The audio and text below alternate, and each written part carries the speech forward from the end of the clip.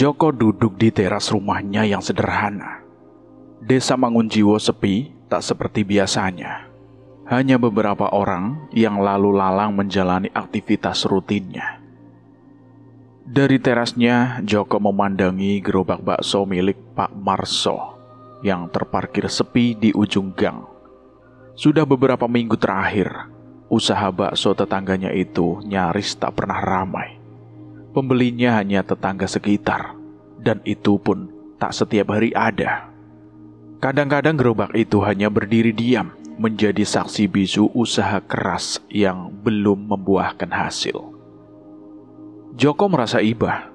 Beberapa kali, ia membawakan makanan untuk Pak Marso dan keluarganya. Namun setiap kali Joko datang, ekspresi wajah Pak Marso selalu sama, sedikit kaku, dengan senyum yang dipaksakan. Ada rasa keberatan yang sulit disembunyikan. Kadang, Pak Marso menolak secara halus, meminta istrinya, si Surti, untuk tidak menerima makanan pemberian dari Joko. Meski berniat baik, Joko tidak ingin membuat tetangganya merasa rendah diri. Akhirnya ia memilih berhenti memberikan bantuan secara langsung. Takut hubungan mereka jadi renggang. Sebulan berlalu, Joko nyaris tidak memperhatikan rumah Pak Marso lagi. Hingga suatu siang, ia melihat pemandangan yang tak biasa. Di halaman rumah Pak Marso, seorang anak dengan penampilan berbeda berdiri mematung. Wajahnya pucat, tubuhnya kurus, dan gerak-geriknya tidak biasa. Anak itu menunduk, rambutnya yang kusut menutupi sebagian wajahnya. Setiap gerakannya terasa lambat, namun ada sesuatu yang menyeramkan dalam tatapannya yang kosong. "Itu siapa, Pak?" tanya Joko yang penasaran saat bertemu Pak Marso di depan rumahnya. "Itu anak adopsi, Pak Joko," jawab Pak Marso sembari mengelus kepala anak itu.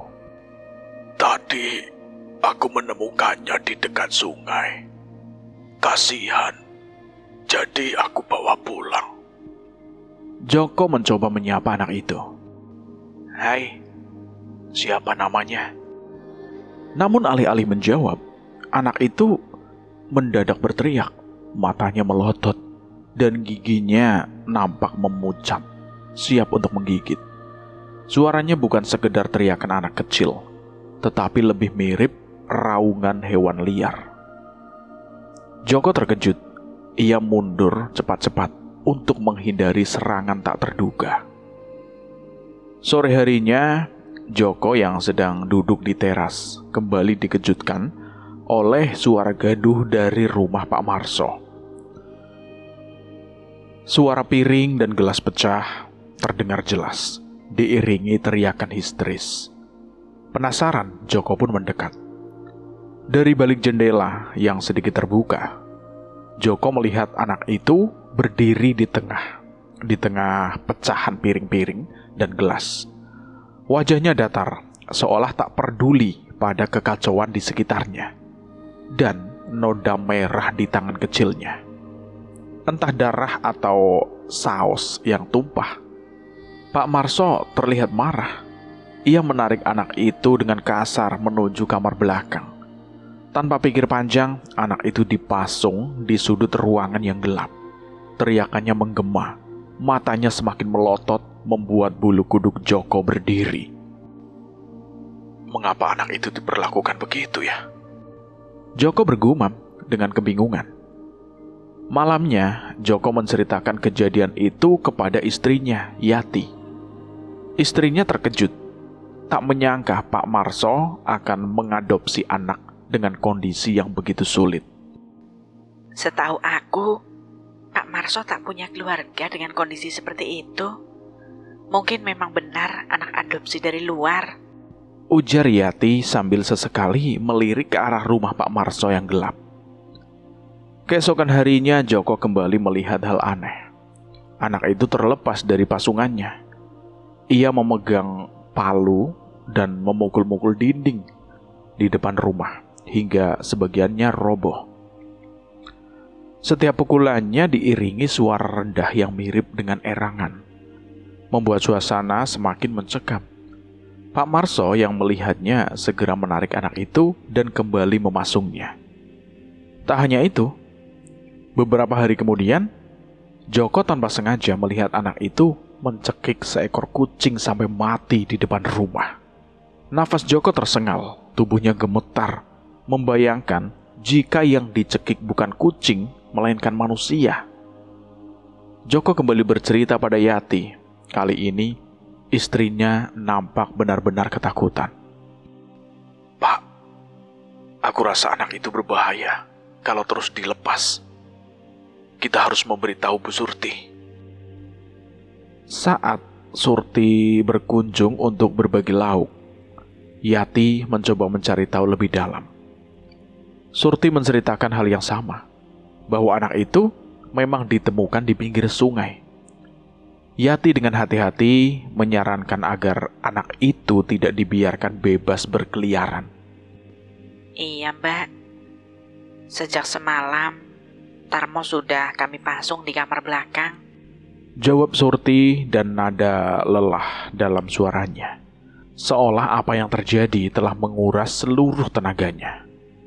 Joko yang sedari tadi menguping dari balik dinding ikut merasa lega. Setidaknya Tarmo, anak yang penuh misteri itu, tidak akan bebas lagi. Namun dalam hati kecilnya, Joko masih merasa ada sesuatu yang janggal. Siapa sebenarnya Tarmo? Mengapa tingkah lakunya begitu berbeda? Dan yang paling penting, apakah keputusan memasungnya sudah benar? Malam itu, Joko tak bisa tidur. Suara teriakan Tarmo samar-samar terdengar menembus dinding rumahnya. Entah ini nyata atau hanya imajinasinya. Yang jelas, Joko tahu ketenangan kampungnya sudah tak sama lagi sejak kehadiran anak itu.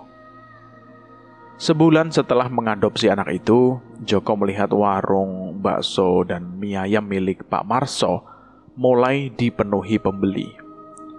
Pemandangan yang kontras dengan bulan-bulan sebelumnya. Ketika gerobak itu lebih sering kosong dan sunyi, kini deretan meja penuh oleh orang-orang asing yang tak pernah terlihat sebelumnya di desa ini. Para pembeli yang datang kebanyakan dari luar desa. Beberapa di antaranya bahkan datang dengan mobil, kendaraan yang jarang melintas di gang sempit kampung itu. Mobil-mobil berplat luar kota berjajar di depan rumah Joko, menciptakan suasana yang tidak biasa. Joko mengamati wajah-wajah para pembeli, tak satu pun yang ia kenal.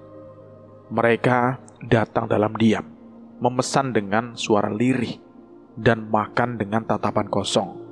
Sesekali Joko melihat mereka mengunyah bakso dengan gerakan lambat, seolah-olah merasakan setiap gigitan dengan cara yang aneh. Meski merasa sedikit janggal, Joko tetap senang karena warung tetangganya itu mulai ramai. Perekonomian Pak Marso yang sebelumnya terpuruk kini tampak lebih hidup. Pak Marso dan Surti terlihat sibuk melayani pembeli yang datang silih berganti. Senyum mereka mengembang, namun ada bayangan lelah dan sesuatu yang tak bisa Joko definisikan di mata mereka. Mungkin kelegaan, atau mungkin sesuatu yang lebih dalam. Tak berselang lama, Yati keluar dari dalam rumah. Matanya membulat, terkejut melihat deretan mobil di depan rumah mereka. Mobil siapa ini, Pak?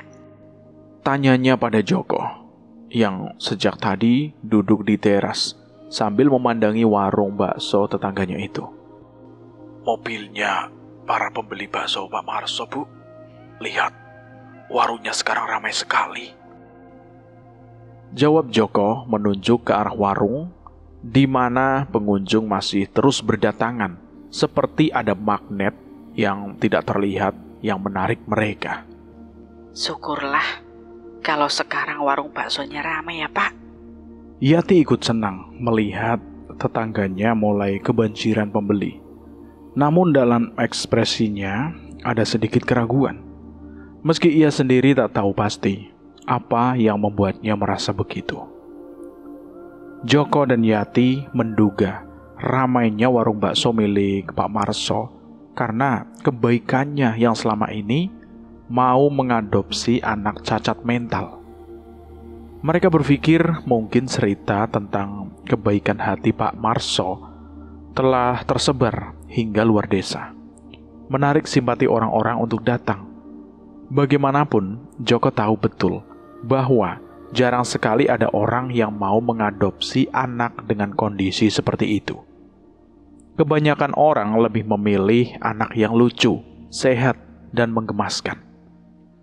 Pada saat tiba di waktu malam Jumat Kliwon, tiba-tiba suasana desa mendadak berubah. Angin berhembus pelan, tetapi terasa dingin menusuk tulang. Di tengah keheningan malam, Joko mendengar suara burung gagak bersahutan. Suara itu terdengar nyaring menembus dinding rumahnya, seolah memenuhi setiap sudut ruangan dengan aura mencekam. Sebelumnya, Joko tidak pernah mendengar suara burung gagak di sekitar rumahnya. Penasaran dan sedikit gelisah, ia bangkit dari tempat tidur. Kakinya melangkah perlahan, lantai rumahnya terasa dingin seperti es. Dengan senter kecil di tangan, ia membuka pintu dan melangkah keluar. Begitu mendongak, pandangannya tertumbuk pada atap rumah. Puluhan burung gagak bertengger di sana. Bulu-bulu hitam legam mereka nampak berkilau dalam remang cahaya bulan.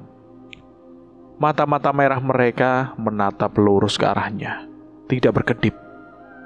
Joko terdiam, matanya melotot. Dari mana burung-burung ini datang? Batin si Joko yang tubuhnya mulai merinding. Dengan tangan gemetar, Joko mengambil sapu panjang dan mencoba mengusir burung-burung itu. Setiap kali sapunya bergerak, burung-burung itu berterbangan, tetapi hanya untuk kembali lagi setelahnya.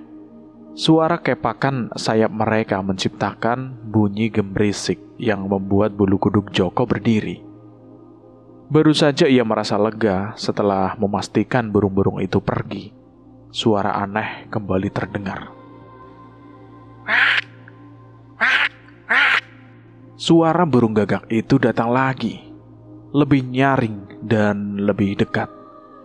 Joko buru-buru melongok dari jendela, dan benar saja, burung-burung itu kembali. Kini jumlahnya bahkan lebih banyak dari sebelumnya.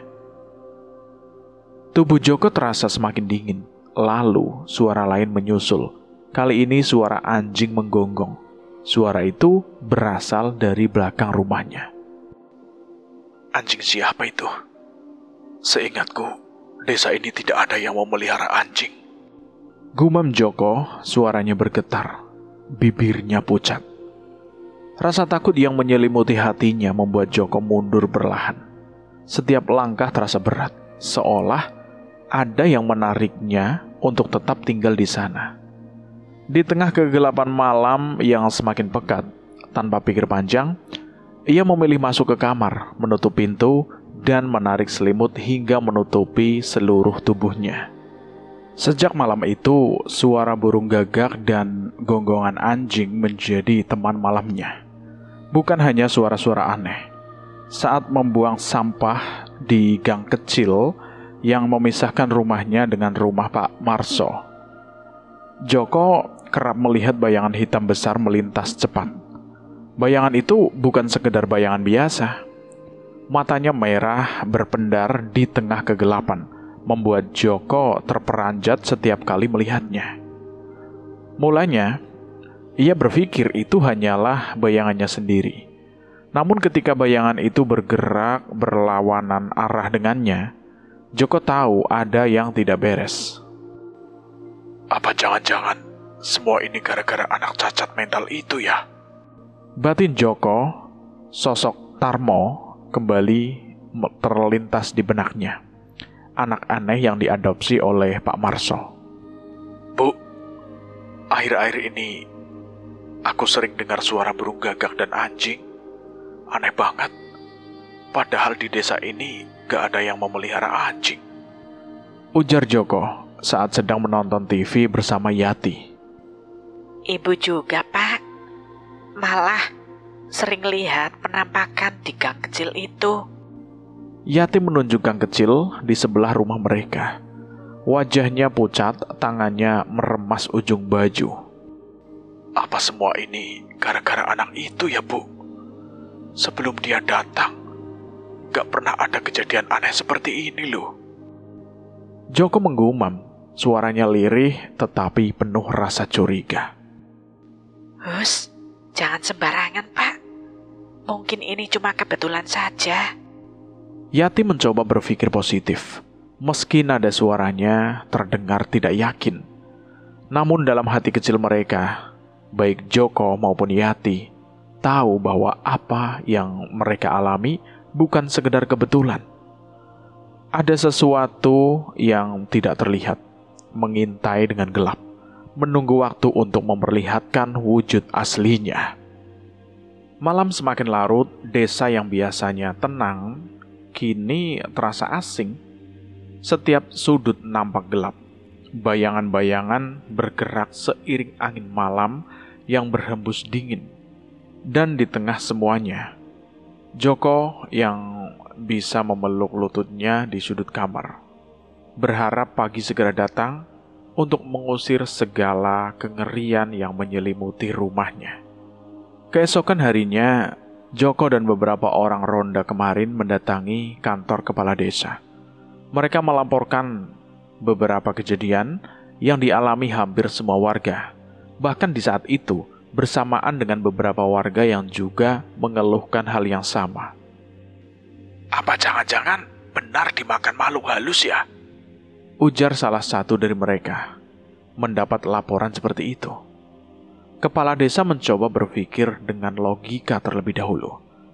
Dia masih berpikir kalau hewan-hewan ternak warga dimakan oleh ular atau hewan buas. Dia malah memerintahkan para warga untuk bergotong royong membersihkan beberapa tempat yang sudah dipenuhi rumput-rumput liar. Karena perintah langsung dari kepala desa, mau tidak mau para warga melaksanakannya. Padahal hampir sebagian menganggap kalau hewan itu mati bukan karena hewan buas. Tepat di hari Minggu, kerja bakti dilakukan oleh semua warga. Mereka memotong rumput-rumput yang sudah menjalar tinggi. Namun ternyata di sana juga tidak ada ular sama sekali. Para warga juga menyisir pinggiran sungai mencari sarang ular. Akan tetapi, lagi-lagi mereka tidak menemukan jejak ular atau hewan buas lainnya. Ketika sudah bisa memastikan tidak adanya hewan buas, para warga sedikit tenang. Mungkin mulai hari ini dan seterusnya, tidak ada hewan ternak yang mati. Tak terasa malam pun tiba. Lagi-lagi Joko mendengar ternak tetangganya mati dengan tidak wajar. Para warga kembali mengadu ke kantor kepala desa. Kepala desa menjadi pusing memikirkan penyebab kematian para ternak warganya. Karena sudah tidak ada pilihan lagi, kepala desa menganjurkan warga untuk ronda di depan kandang. Minimal, setiap kandang dijaga 4 orang. Siapa tahu dengan bersama-sama kita jaga, ternak di kampung ini tidak akan lagi mati. Jalan keluar yang kepala desa tawarkan disambut baik oleh orang-orang. Mereka menyetujui tawaran itu. Malam semakin larut, suasana desa tenggelam dalam sunyi yang mencekam. Hanya terdengar suara gesekan daun kering yang tertiup angin. Sesekali diselingi lolongan anjing yang entah dari mana asalnya. Di sekitar kandang ternak, para warga beronda, membagi diri dalam kelompok-kelompok kecil agar lebih mudah berjaga. Sudah hampir 2 jam mereka menunggu, namun tak ada tanda-tanda apapun. Kambing-kambing di dalam kandang nampak tertidur dengan lelap. seolah tidak menyadari bahaya yang mungkin mengintai. Kalau kita cuma duduk begini terus, makhluk itu tidak akan muncul. Gumam Joko pelan. Di sampingnya, Manto menahan geram. Sorot senternya terus menyapu sekitar. Sial, makhluk itu pasti tahu kita di sini. Desis Manto. Menjelang tengah malam, ngantuk mulai menyerang. Manto dan Suryo tidak kuat lagi menahan mata yang terasa berat. Mereka meminta izin pada Joko untuk tidur sebentar. Joko yang masih terjaga mengangguk, membiarkan mereka terlelap di sudut kandang. Angin malam berhembus dingin, seolah mengiris hingga ke tulang. Joko merapatkan jaketnya. Rasa jenuh mulai merayapi pikirannya. Dia memutuskan berjalan-jalan di sekitar kandang untuk mengusir kantuk. Namun langkahnya terhenti. Di sudut kandang, di antara bayangan gelap, terlihat sesosok makhluk hitam besar berdiri diam. Nafas Joko tertahan. Tubuhnya mendadak kaku. Kedua matanya terbelalak, memaksa dirinya percaya dengan apa yang dilihatnya. Sosok itu perlahan memutar kepala, menatap lurus ke arahnya. Mata merah menyala itu bagaikan bara api di tengah gelap malam. Bibir Joko bergerak tanpa suara, seolah kata-katanya tertahan oleh udara dingin. Dia ingin berteriak, tapi suaranya tercekat. Tubuhnya seperti dipaku di tempatnya sendiri. Makhluk itu tetap memandangnya, diam, namun terkesan mengancam. Ketegangan merambat seperti ribuan jarum menusuk kulitnya. Dengan sisa keberanian, Joko berhasil menggerakkan kakinya. Tanpa berpikir panjang, dia berlari sekencang-kencangnya, meninggalkan kandang, dan bahkan tidak sempat membangunkan Manto dan Suryo. Yang ada di kepalanya hanya satu, menyelamatkan diri. Sesampainya di rumah, Joko membanting pintu. Tubuhnya menggigil hebat, dan dia langsung masuk ke kamar. Berlindung di balik selimut yang terasa tak cukup hangat untuk mengusir rasa dingin di hatinya. Keesokan paginya, Manto datang dengan amarah yang meledak-ledak. Dia marah besar karena Joko meninggalkan sendirian di kandang. Maaf, aku tidak sengaja. Aku melihat sosok hitam besar di samping kandangmu. Makhluk itu, dia mau makan kambingmu. Ujar Joko dengan lemah. Manto terdiam, wajahnya memucat. Kamu yakin? Jangan-jangan kamu hanya bermimpi, Jok. Demi Tuhan, aku tidak mengada-ngada. Sosok itu nyata. Matanya merah menyala. Matanya besar sekali. Joko berusaha meyakinkan. Desas-desus tentang sosok hitam itu pun menyebar cepat. Banyak warga yang mulai resah, terutama mereka yang kehilangan hewan ternak dengan kondisi yang mengenaskan. Mereka memutuskan untuk lebih waspada. Malam-malam berikutnya, semua warga sepakat untuk berjaga tanpa tidur. Namun makhluk itu tidak pernah muncul lagi. Waktu berlalu, 2 bulan sudah mereka menunggu. Tapi sosok hitam itu seakan lenyap di telan bumi. Di sisi lain, usaha bakso milik Pak Marso terus melejit.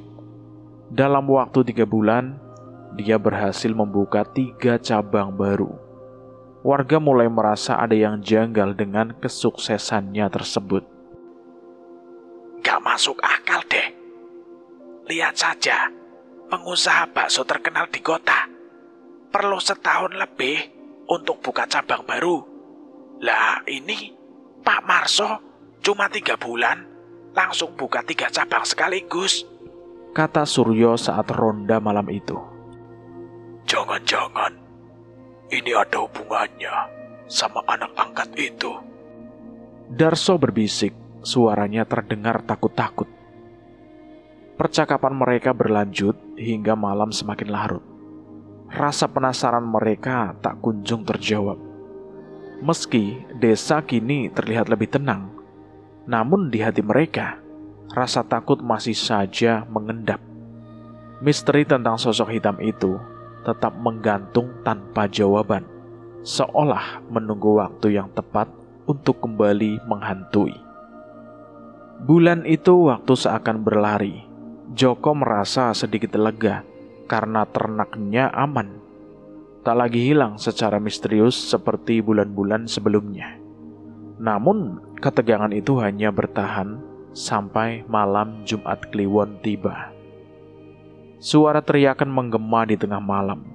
Darso dengan nafas terengah-engah berlari ke pos ronda. Matanya liar, wajahnya pucat pasi. Aku melihatnya. Melihat apa, So? Joko menajamkan tatapannya. Anak kecil. Dia memakan ayamku hidup-hidup. Kata-kata Darso menggantung di udara, seperti kabut dingin yang tidak mau pergi. Semua yang ada di pos ronda membisu. Hanya suara jangkrik yang terdengar, seolah alam pun tak ingin mengganggu keheningan mencekam itu. Kamu yakin, Darso? Anak kecil? Tanya Manto, suaranya nyaris berbisik. Iya, aku mengejarnya. Tapi larinya cepat sekali. Tidak masuk akal. Padahal kakinya aneh. Seperti bengkok. Seharusnya dia tidak bisa berlari secepat itu. Kata Darso sambil terisak. Manto dan Joko saling berpandangan. Ada sesuatu yang tak terucap di antara mereka. Ciri-cirinya? Tanya Joko, rasa penasaran yang dingin merambat di tengkuknya. Seperti anak cacat, Jok. Seperti anak adopsi Pak Marso. Suryo yang sejak tadi diam mendadak berdiri. Jangan sembarangan kalian. Pak Marso orang baik. Kita tidak boleh asal menuduh. Tapi siapa lagi anak cacat di kampung ini selain Tarmo? Manto menyuarakan pikirannya yang tak ingin diakui siapapun. Kamu ingat, Jok, suara burung gagak dan gonggongan anjing setiap malam Jumat Kliwon? Apa semua ini cuma kebetulan? Joko terdiam, benaknya dipenuhi kepingan-kepingan kejadian aneh yang selama ini ia abaikan. Suara-suara ganjil, sosok hitam besar, hewan ternak mati dengan perut terkoyak.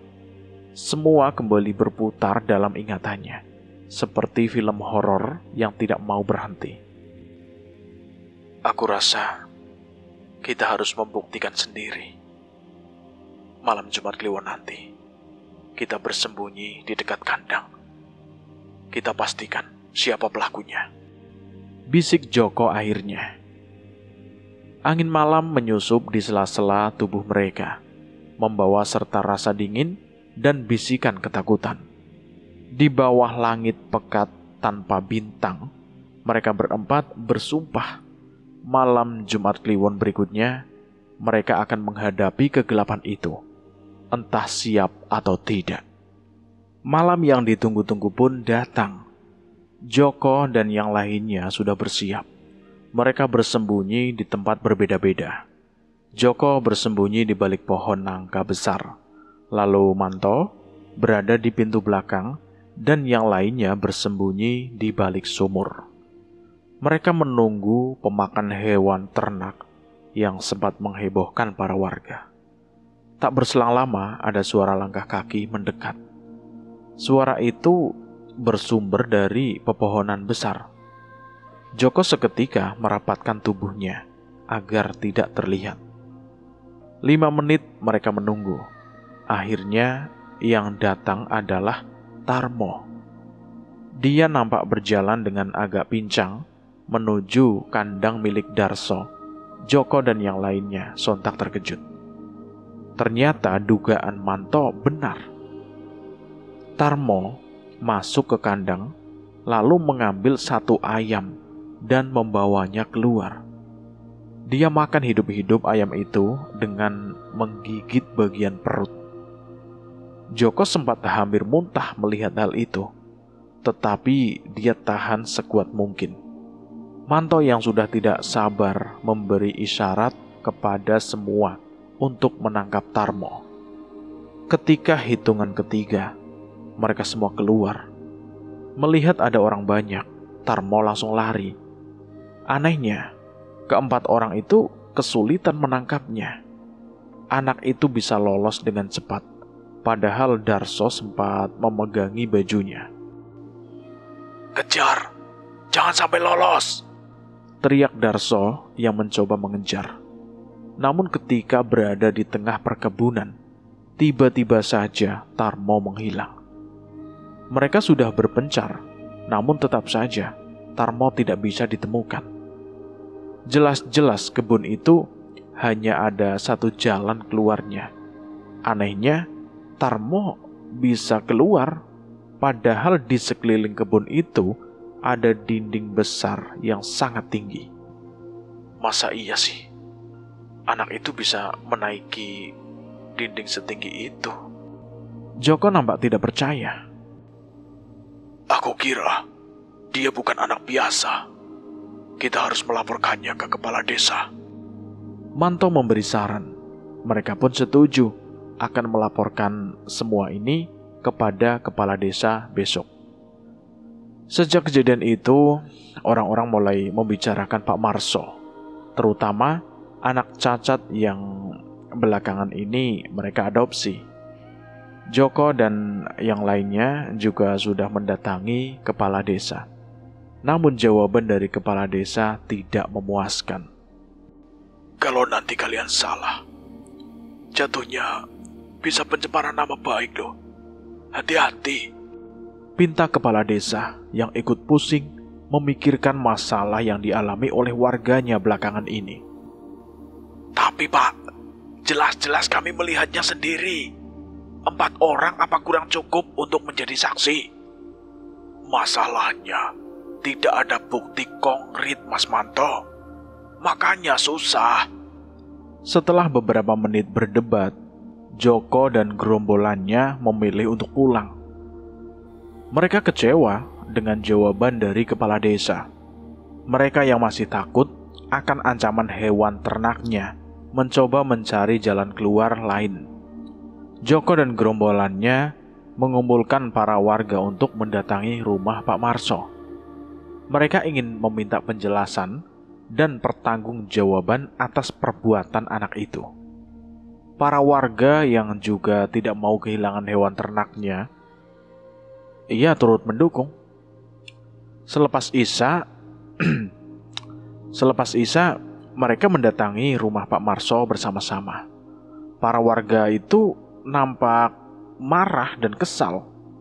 Setibanya di depan rumah, mereka meneriaki Pak Marso dan memintanya untuk keluar. Pak Marso terkejut mendengar teriakan orang banyak dari luar.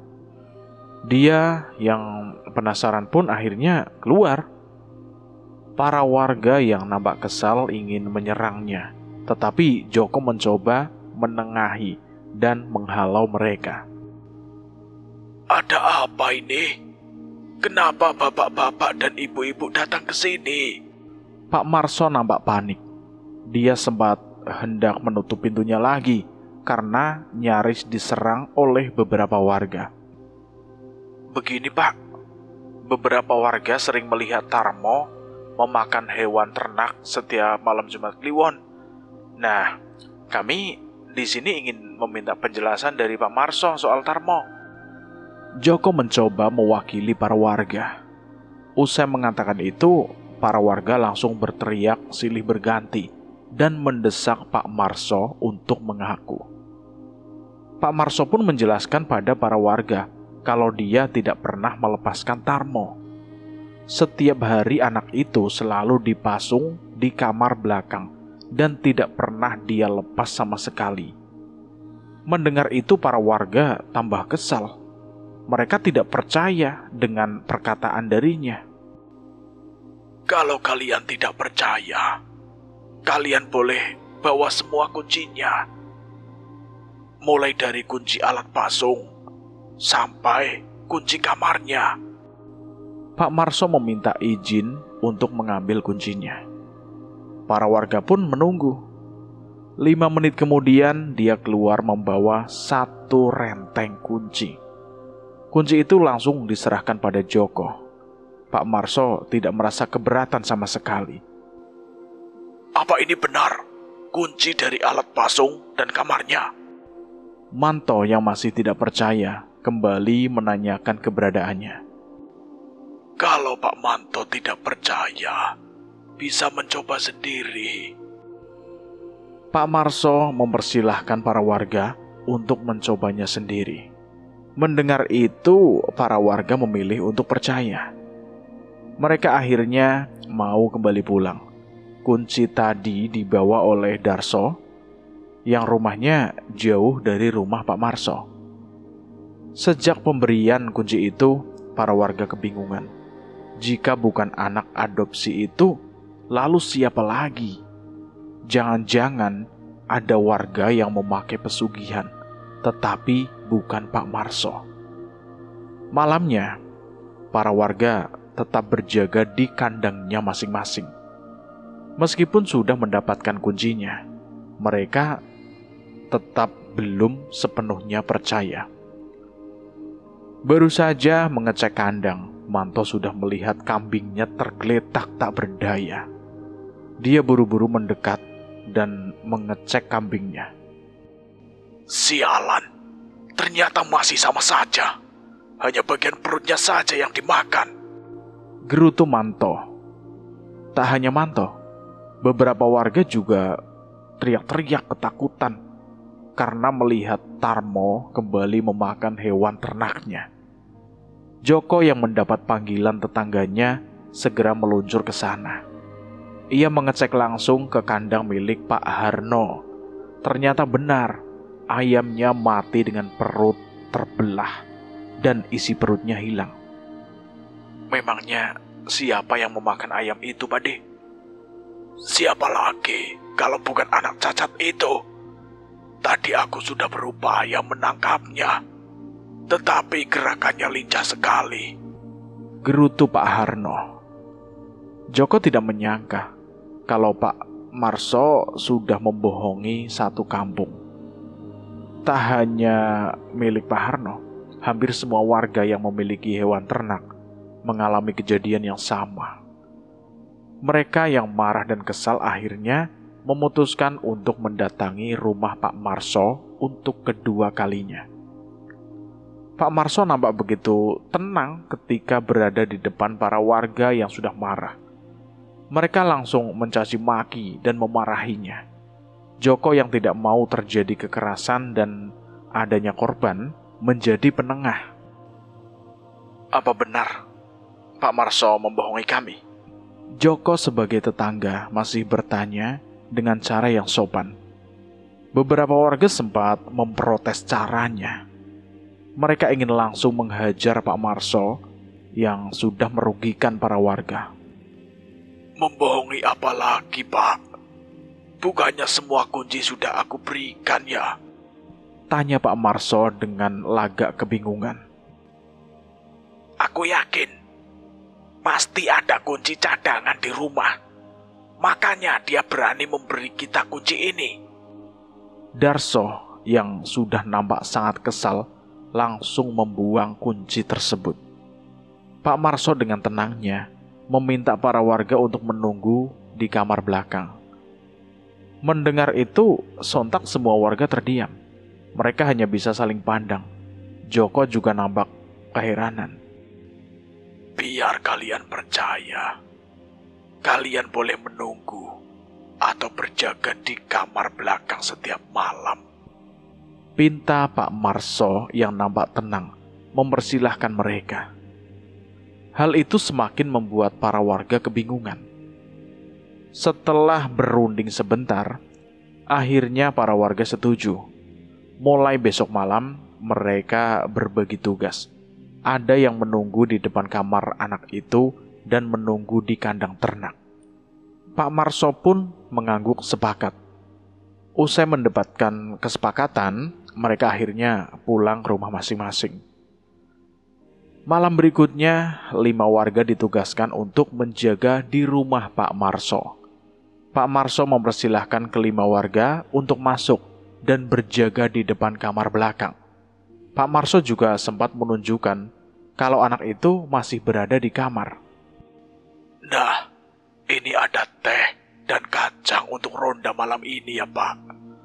Maaf, saya tidak bisa menemani karena ngantuk, ujar Pak Marso yang membuat 5 warga itu menjadi sungkan.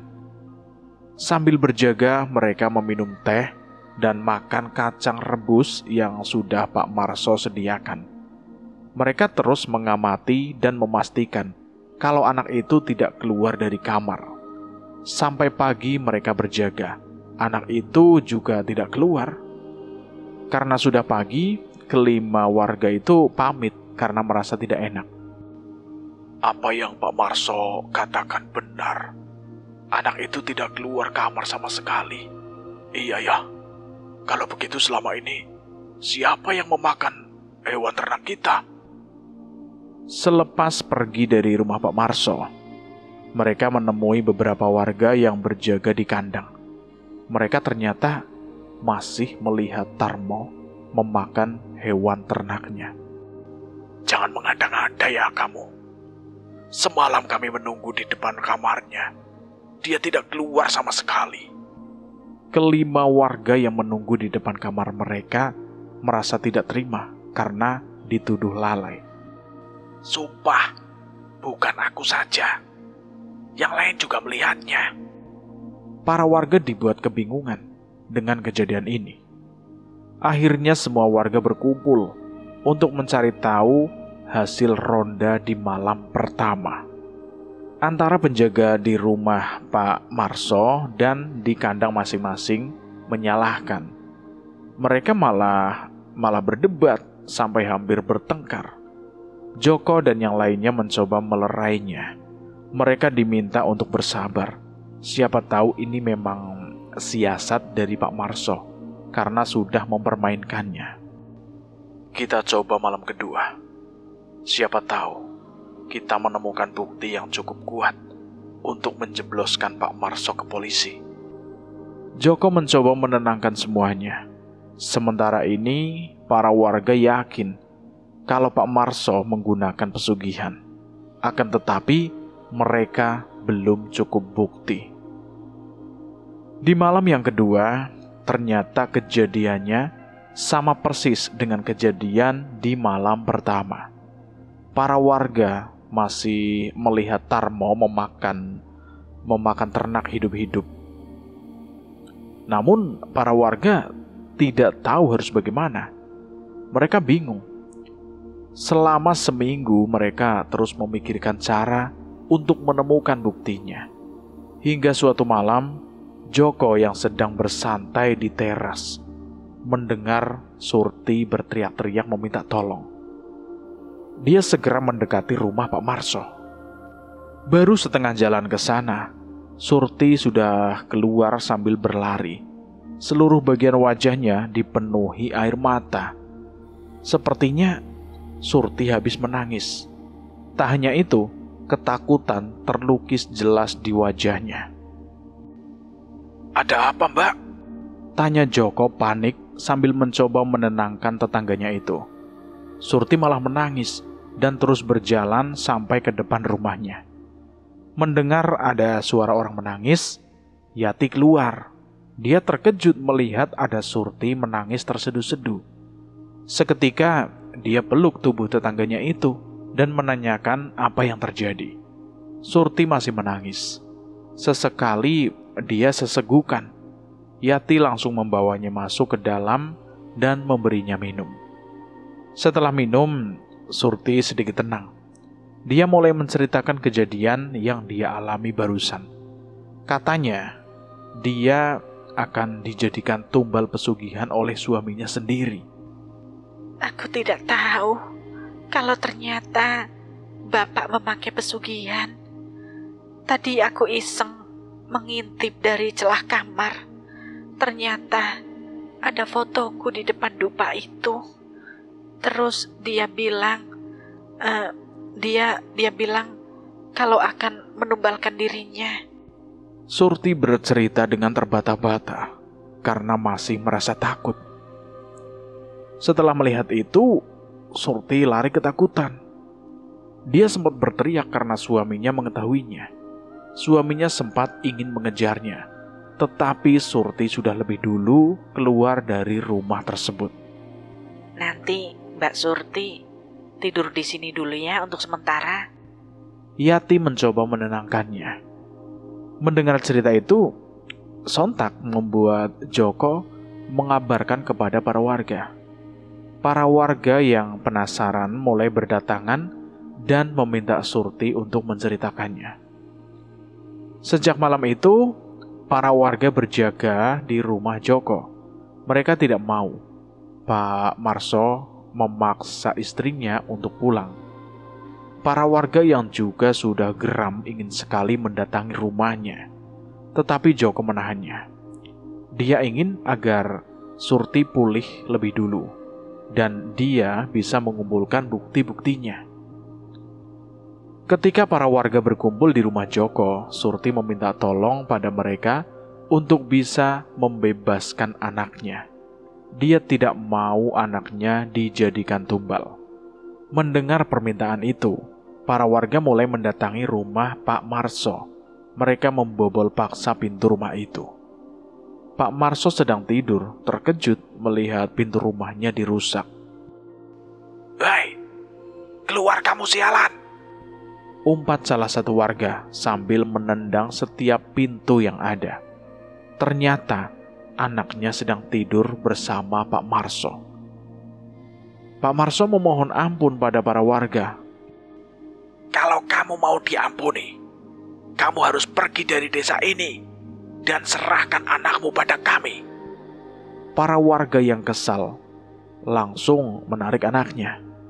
Anaknya nampak bingung dan ketakutan. Beberapa warga yang kesal sempat memukuli Pak Marso untuk melampiaskan kekesalannya. Setelah itu, mereka kembali ke rumah Joko dengan membawa Andi. Saat melihat Andi, Surti seketika berlari dan memeluk anaknya itu. Andi, kamu tidak apa-apa kan? Surti mengecek seluruh bagian tubuh anaknya. Ternyata semuanya nampak utuh. Keesokan harinya, langit nampak mendung seolah ikut merasakan duka. Di depan rumah kayu yang mulai lapuk, Pak Marso berdiri sendiri. Tubuhnya ringkih, rambutnya acak-acakan, dan wajahnya kusut tanpa harapan.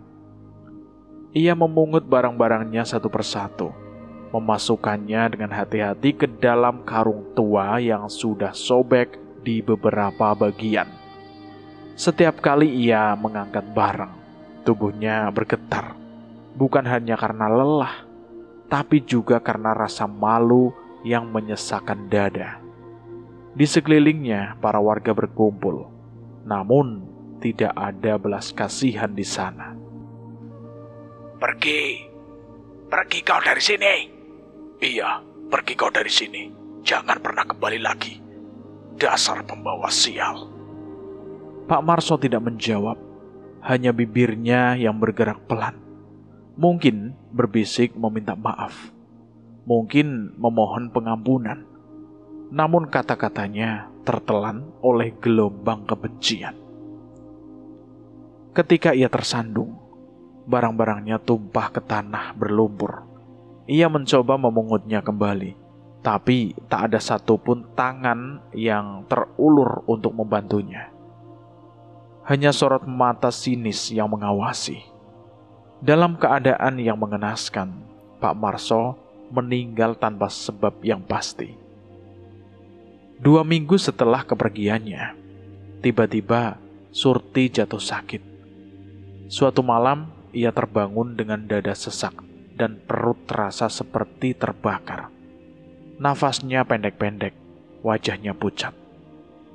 Yati dan Joko dalam kepanikan segera membawanya ke rumah sakit. Para dokter berusaha sebaik mungkin, namun hari demi hari kondisi Surti bukannya membaik, malah semakin memburuk. Surti merintih kesakitan. Rintihan Surti terdengar setiap malam. Suaranya parau dan penuh penderitaan. Suara itu merambat melalui celah-celah jendela, mengusik tidur para tetangga. Tubuh Surti semakin kurus. Tulang-tulangnya menonjol di bawah kulit yang semakin pucat. Pupil matanya memutih perlahan, seolah kehidupan sedang direbut paksa darinya. Mungkin ini bukan penyakit biasa, Bu. Bagaimana kalau kita bawa ke orang pintar saja? Ujar Joko dengan suara lirih, penuh keraguan dan harapan yang hampir padam. Tanpa pilihan lain, Yati mengangguk. Mereka membawa Surti ke orang pintar yang dipercaya bisa melihat hal-hal gaib. Namun setelah memeriksa Surti, orang pintar itu hanya menggeleng pelan. Jiwa orang ini sudah dijadikan tumbal pesugihan. Kalian terlambat. Aku tidak bisa menarik jiwanya kembali ke tubuh ini. Kata-kata itu seperti hukuman mati yang dijatuhkan tanpa ampun. Lalu apa yang terjadi padanya, Mbah? Suara Yati bergetar. Tangannya terus menggoyangkan tubuh Surti yang kini hanya diam dengan pandangan kosong. Tidak lama lagi, kalian hanya tinggal menunggu saja. Yati tersungkur di lantai. Air matanya mengalir deras, membasahi lantai dingin. Apa tidak ada cara, Mbah? Tolong, apapun akan kami lakukan. Namun orang pintar itu hanya menggeleng lagi. Kali ini lebih tegas, tanpa secercah harapan. Jika mau menghentikan, seharusnya sebelum perjanjian ini terjadi. Sekarang, perjanjian yang ia lakukan menuntut bayarannya. Sepanjang perjalanan pulang, Yati terus menangis. Suaranya lirih memanggil-manggil nama Surti. Namun Surti tetap diam. Matanya memandang kosong ke langit. Pupilnya yang dulu berkilau, kini hanya tersisa putih seperti mayat. 3 hari kemudian, ia pun meninggal dunia. Tidak ada yang menemani saat nafas terakhirnya. Hanya tembok-tembok dingin dan suara angin yang melolong di celah-celah rumah. Para warga akhirnya memakamkannya. Bukan karena rasa belas kasihan, tetapi lebih karena rasa lega, seperti beban berat yang akhirnya terangkat. Namun penderitaan tidak berhenti di sana. Andi mulai menunjukkan perilaku aneh. Setiap hari duduk di teras rumah, tertawa dan menangis sendiri, terkadang berbicara dengan sosok tak terlihat. Joko dan Yati yang tidak ingin Andi bernasib sama, segera membawanya ke orang pintar. Anak ini masih bisa diselamatkan. Biar aku bantu pengobatannya, kata orang pintar itu. Setiap hari, Andi menjalani ritual pengobatan. Joko selalu berada di sampingnya, memastikan anak itu tidak terlepas dari pengawasan. Namun, meski pengobatan terus dilakukan, Andi tetap tidak kembali seperti dulu.